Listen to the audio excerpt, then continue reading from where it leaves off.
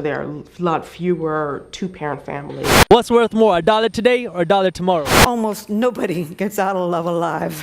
Prisoners' rights is out of sight, out of mind. Is your brain on God? You ain't ready to apply. There are discussions how as they thought black families have to have them. What's worth more, a dollar today or a dollar tomorrow?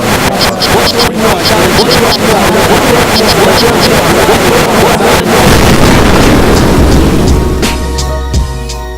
I know you guys got some passion. I see it. I'm enjoying it. But I'm gonna head and this should be my chance to weigh in a little bit because I'm gonna shoot back to Dane real quick because it seems like he's still a little on the fence about doing it for ourselves in politics. Which one I don't want to say comes first because I know me and you, Ray, we talk about this ain't no chicken and egg situation, but trying to figure out which one is more important. So now I'll tell you what I think.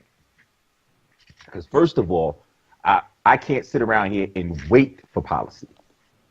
I'm not sure if that's what's being suggested, that we wait for policy, even if that's what's being suggested. I'm going to be out here doing what I need to do now.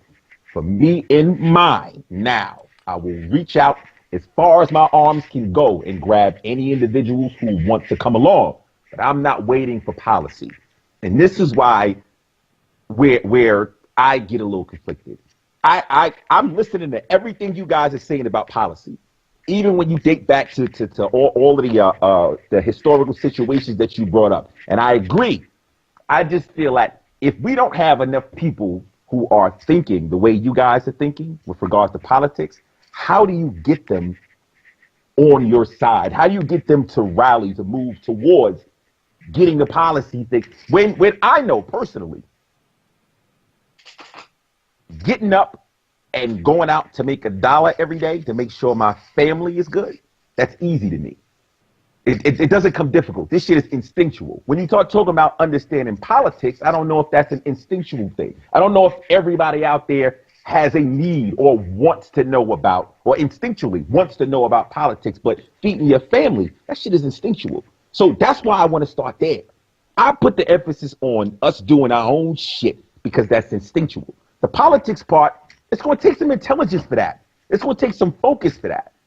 And I just think that people who are focused on that need to focus on that. Right now, I'm focused on making sure I cement a legacy for my kids, generational wealth. That's always on my mind. And if policy is what's supposed to help me or back me, cool. But in the meantime, I can't wait for there to be a policy out here to assist me with doing what I'm doing. If I got to go through battle scars, if I got to deal with racism, if I got to deal with all kinds of other shit in the meantime, I'm going to deal with it. And when policy comes along, I'll embrace it and I'll move forward. So that's how I look at that approach. I don't compare my wealth to white people's wealth. I don't even compare what I do to white people. In my household, we don't have those types of conversations. That's not what we do at all. I had a conversation with my wife, not going too far off. But she said she didn't experience racism until she came to this country. Now, for you who don't know, my wife is from Barbados. And she told me she didn't deal with racism with this magnitude until she came to this country. So this opens up the question about, because we talked before about integration, the idea of integration, the fact that we pushed to be involved in this system. Did we ask for some of the bullshit that we're dealing with? Can I ask that question? We pushed to get into this system as opposed to pushing to stay out of it. Now that we're in it and we're dealing with all other garbage that's in it, right? Do we have some responsibility in that? Ray, let me ask you. Well, that needs a separate show, honestly. That needs a separate show because that has to be addressed. The only thing we can do, we have to understand, when we talk about so-called integration, that was never the main thrust in the beginning. It wasn't the main thrust. The operative term was survival. The operative term was survival. These are people who were trying, they were running from pillar to post looking just for a better tomorrow. Okay. When you start talking about the question of integration, again, there's a lot of sticky glue traps in that conversation. I would suggest, if you want, man, bring that back on another show, because it's going to take a long time to get through that. Okay, so just so I can clear it up a little bit, the reason I mentioned it was because she states that in Barbados, she didn't have the racism that we have in this country, right? Because where she was, her community, it was predominantly them, black, Barbadian, right? That's what was there. She didn't have the white supremacist influence, so to speak, right? She wasn't dealing with white people regularly. Whatever crimes, whatever positive shit, it all happened in the community of black people. Once she got here is when she saw all the racism. So that's why I bring up the whole integration part. But understand something, you're coming back to this show, because I'm not letting you off the hook. You're coming back to this show, we're going to discuss that. But let me go ahead, Dave, let me ask you, man. Now that you've heard me explain, my part of it, about how I feel that, I can't wait for policy. Fine. It could be going on in the backfield or going on in behind the scenes while I'm not paying attention. That's great. But I can't sit here and wait for it. Right? So now that I put that out there, does that change your view on which one you weigh above the other? It doesn't really change. It's still something that I'll have to investigate more. But this is what my overall idea is: the fact of using economics to strengthen politics. Is the idea of using that money to influence, policy. And I don't think it's that hard to actually get people on board with politics if you put it in the frame of their lives. Like if you like how Ray was saying that is not one solution. If you go locally and you see what affects that community, and you see which person is the better spokesperson for your issue, and you put that information out there to let it be known, you don't have to be that intricate with it. But how do you get there? So just off the top of my head, when I think about, like, when you see politicians campaigning and you see all these commercials that come on for them, these are by I forget what they call it, but basically these are individual groups that put that money in to put out these commercials for their individual candidates, right? They promote them. You know what I mean? There has to be a way that once you get the community, once we're able to pool our money, once we're able to get more of a voting power, that it could be used. But a lot of that does start with economics. It starts with getting your wealth. It starts building that community wealth. You know what I mean? So that is basically where my mind is at now. It's not necessarily that I think one is better than the other. Is how can we use both to get to a better position? And right now, I do believe with the fact of economics, because that is the one that you're able to do now. You don't have to wait until it's election time. You don't have to wait. You could start pushing it. You could definitely start pushing it. You could start pushing the information out there, because honestly, that's one of the things I think was wrong when it came to certain things like the Voting Rights Act. I don't disagree with it. Like, I think we needed that voting power. At the same time, when you give somebody the opportunity to do something and they don't know what to do with it, it kind of makes no point at So help me here. So help me here, gentlemen. Dane, Ray, help me here. What do you tell? All right, so you're standing in front of a young black male. He's standing here, say 18 years old, and he's clueless. He has no fucking idea what he's going to do with his life at all. Doesn't understand politics, really doesn't understand money, understands absolutely nothing. And you two gentlemen come across him. You're standing in front of this guy. He's looking for answers. Looking for answers. What's the first thing you're going to tell him to do?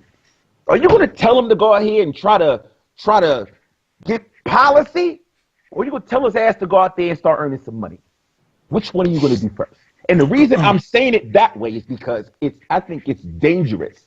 I think it's dangerous if you're stressing politics to people who have no fucking idea what you're talking about. If you're stressing the politics, policy, and they don't know dick about policy. Nothing. Not even where to begin. Not even where to begin. You understand what I'm saying? He's 18. He barely graduated high school, and you want this cat to understand politics before he can understand how to feed himself and his family? That's what I'm saying. That's why I say you put it in the frame of your life. That person has to live somewhere. That person is a community that has governance or whatever else. That's not. I mean, that's the thing. Like I don't want to separate it. I really don't want to separate it to a point where, if somebody comes up to me, I'm going to tell them to do this first and not first. I don't see why you can't tell them to do both. I can't see why you can't tell them to go out there, get your money, and at the same time, see what is needed in the community. If they're about the community, or see what benefits you. I have a coworker, when he was in the military, he always used to vote Republican because he know that Republicans always give money to the military. He was playing politics to his side.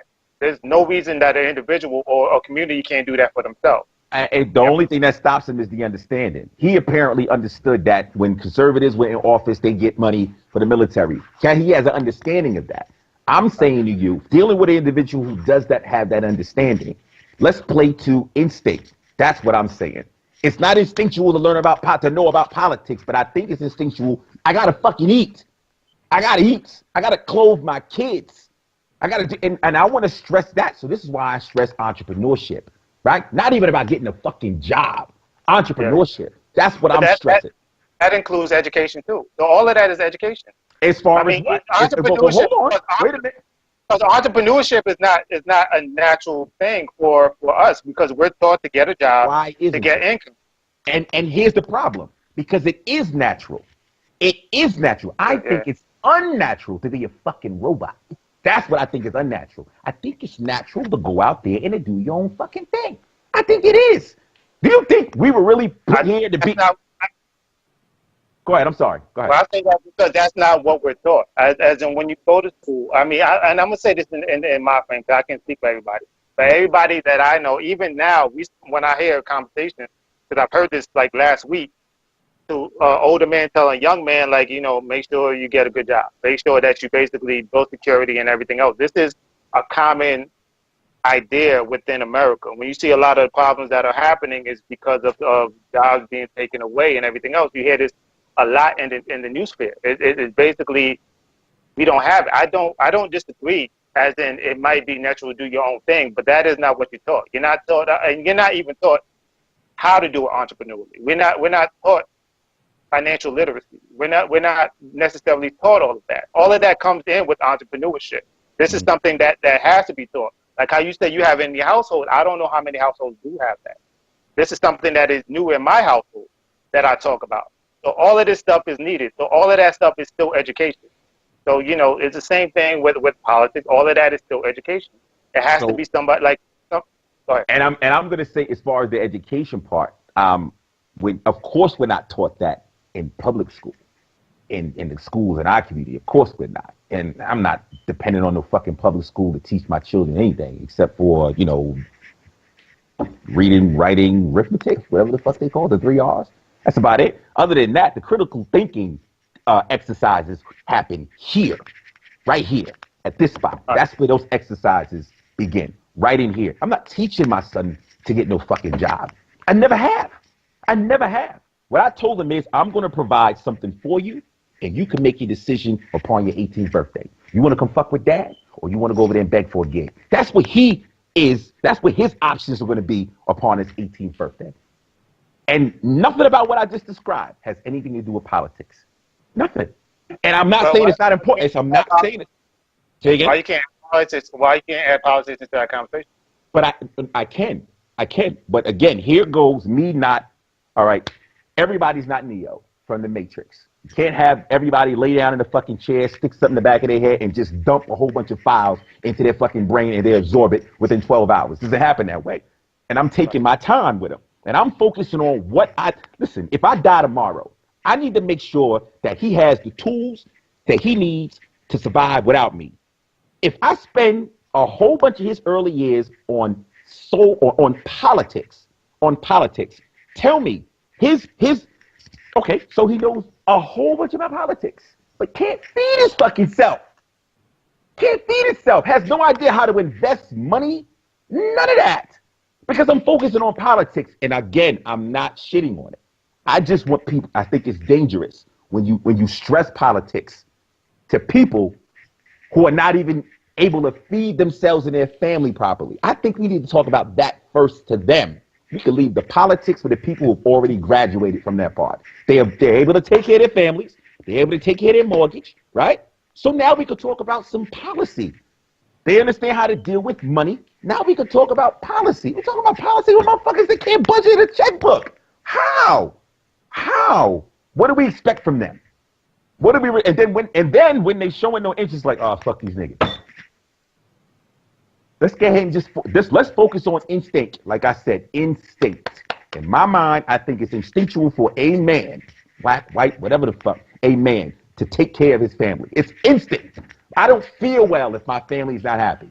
That's inside of me, right? Has nothing to do with politics. Nothing. I think it's dangerous when we stress politics and don't focus on making sure these motherfuckers can feed their families. And I'm not talking about having a job. I'm talking about through entrepreneurship. And I can teach them both. Once my son understands how to run this business, they can go ahead and think about running the fucking country. That's what I'm saying. Let me get him to run this business first. Then we can start thinking about some other stuff. Because I guarantee you, Jay-Z didn't jump into politics before he figured out how to be a businessman. Didn't jump into it until he business. What this motherfucker about? What he's about to do is symbolically sit down at the table with so-called imagine this. Imagine these families, these alliances that Ray was referring to. Imagine if we were looking at a photo of a picture of these families sitting at a table. I see Jay-Z positioning himself one day, or he has aspirations to position himself to be at that fucking table. That's what I'm seeing. And he didn't do it by focusing on politics first. He did this shit, or drugs or whatever. He doesn't glorify it, but he did it by earning money first, understanding business first, not by being an employee with this bullshit idea of, go to school, get a job, making 90,000, 2 kids, a dog, white picket fence, and you working for 40 years. And if you don't do right by your money in your 401k, you're going to live off your fucking pension, which nowadays is like 35% of what you were making, which means if you was making 6 figures at this job, you're now getting $35,000 in fucking retirement. Who the fuck's supposed to survive off of that? But that's the way we talk. After 30 fucking 40 years, I'm gonna retire, be in my 60s, and you're gonna give me a check yearly for $35,000, and now I gotta figure out another way to make some income? How about this? How about I put the same work ethic, the same time, right? Same ambition into doing my own thing, and maybe I could do this shit in a fraction of the time. Get to the point where I can receive $35,000 a month and not have to do anything. But it didn't take me 30 fucking years to do it. Didn't take me 30 years to do it. I want to stress entrepreneurship. I want to stress motherfuckers being able to feed themselves. And then after we get that shit settled, then we can move on to policy. That's how I'm looking at it. I believe in Dr. Boyce Watkinson's idea that we can do this shit in a generation if we all start applying these principles. That's where I'm going with it. Anybody? I 100% agree with that. Let me. Go ahead, Rick. Right? Okay, I'm sorry. Go ahead. I'm sorry. Well, like, I just wanted to add, to tack on to that and say, I want to shout out those of us who went to work on a job every day. Indeed. It's because I'm sorry. No, because I need to get my daughter to the doctor. There you go. Those government benefits. Mm-hmm. Listen, woo, I love them. Aside from that, I live in Bed-Stuy, Brooklyn. Mm-hmm. A man up the street from me just died this year. Robert King would have been 100. He sat me down and talked to me about the generation that built Bed-Stuy. Black Bed-Stuy, I should say. And the generation that built Black Bed-Stuy was a bunch of civil servants, government workers. They got their wealth, they got their money, and they bought these homes. That's what started the influx into Bed-Stuy. Well, that's what accelerated the influx into Bed-Stuy. And they held this place, and a lot of them, I see, 90 years old, they're still here. You know? So there's something to be said for entrepreneurship, 100%, absolutely. But there's also something to be said, because I teach my daughter, if she wants to do both, I say to her, listen, if you want to own your own business, do that. However, You just might need to take your degree and go work for the government so that you can get to the doctor. Because the reality going forward for us, descendant of slaves, we're still talking about the clock is ticking, 2053. Net wealth, median wealth at zero. We're talking about being in defense mode. So I'm trying to combine all of the elements. I'm sitting here in a home that I pay a mortgage on. This, with the help of God, is going to be willed to my daughter. I explained to her, this is your bank. You never sell your bank. You just don't sell it. This is here so that when you become 20, 25, you won't have to spend your income on rent. See, we have to start somewhere. So you won't have to spend your income on rent. So this is what's going to allow you to raise your children, because I was allowed to be there in her life because of independence, because of what? Retirement. Right. I was allowed to retire when she was 4, and I was there to be in her life, active, doing all the things that I do now. So the recipe for her is keep this house with the help of God so that you don't have to spend your income on housing. Now that income, now that becomes wealth. You understand? We're all starting from somewhere. Each of us is starting from somewhere. G is starting from the position of entrepreneurship with his sons, 100%. But we also have to have both of us, government worker, entrepreneur. We both need policies in place, because right now in the state of New York, there's a major vote coming up on the so-called constitutional convention. If they ratify this constitutional convention, I, as a government worker, my benefits are at stake. So my life will always be impacted by politics. So we have to be aware, we have to be abreast. So when you talk about that 18-year-old and what to do and what to tell them, that 18-year-old is in a state of confusion, because he or she is a product of the public school systems. The public school systems have, pardon my language, have brain fucked the last 30 years of our children. So they can't get out here and function critically. They just can't. You know, so again, the things that you're doing, you have to continue to do what you're doing, and then let other people see what you're doing, just like you always do. Let other people see it so that they can see other options. Right. He's looking for options. At 18, I couldn't tell you what I was going to do. I was that kid. I was that kid. But in school, before I was 18, I had already just completely washed out of education. I didn't even see the future. I was finished as far as I was concerned. I had one move. I took a test to become a correction officer when I was 18. And that was it. And that's what I did. But that's not a plan. We have to get these young folks down, the people who know, and show them how to plan. Tell them the truth about this life here. I had to make this turn here. You just mentioned Jay-Z, and I want to turn that corner. We have to stop seeing our life, our reality, through the lens of these black celebrities. These people are actually damaging to us in a way that we can't imagine. Jay-Z, Oprah, Barack Obama, I would be comfortable if I never saw these people again in life. I'd be very comfortable, because their example says something to us. It says to the young people, oh, I'm going to be a billionaire just like Jay-Z. Under the current circumstances, no, you're not. And we have to tell the truth.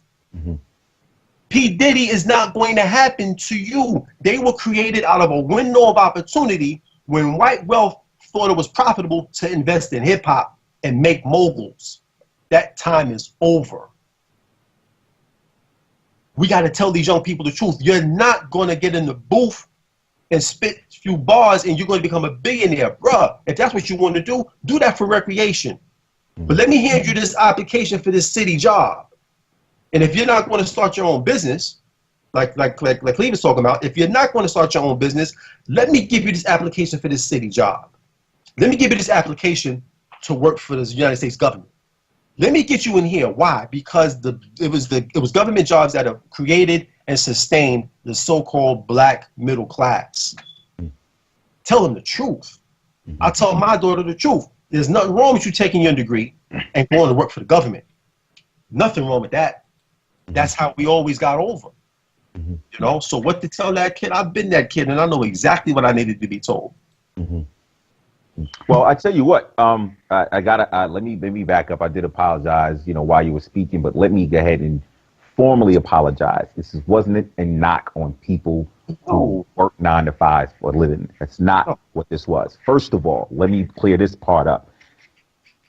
Honestly, the way that Ray is putting it, that's the plan. Using her degree to go work for the government for a specific reason. Not because it's just, well, shit, I ain't got nothing else to do. They was giving a test and I had $50. That's not what I'm talking about. Ray is talking about a plan. Listen, I'm gonna have this crib for you, God willing. You're not gonna have to pay no rent. You want to do your whatever your entrepreneurship, you know, things are. You want to do it on a small level here, but you have an idea of doing something on a larger level. But in order for you to get there, you got to get some more knowledge or some more experience. So you take your degree and you go into the government for a few years, do what you got to do, and escape. Or not, whatever you decide. But that is conscious. That is a decision that you're making because you have a plan behind it. I'm not talking about those people. I'm talking about the motherfuckers that are born to be put in this rat race. Born to be put in the rat race. The ones that it's like they have no decision about what they do with their lives whatsoever. They were born, they went to kindergarten, went to graduated, maybe went to college, if not, went to a job, been up there 30, 40 years, retired, and struggling. Retired and struggling. Ray, being that you mentioned exactly what it was that you did, let me go ahead and put out the differences when we talking about retirement, when it starts talking about civil service or law enforcement. You know, we got those 20 and out type things, or for those years, 20 and out. And try to find a 20 and out gig now. Find one now. So even with that example, right, it makes it increasingly difficult for someone to do the retirement strategy because now you got to work twice the amount of time. Not 20 years. Now you got to work 40. Now so you see. So I'm not shitting on the idea of working. It's just think about the time that you have to invest to receive what they're considered is a retirement. If you make $100,000 and you're only giving you 35%, you're getting your 35,000. You work 40 years for that? Yeah. I mean, it's rough because, as a matter of fact, the model in the corporate world, because I came from city government, New York City.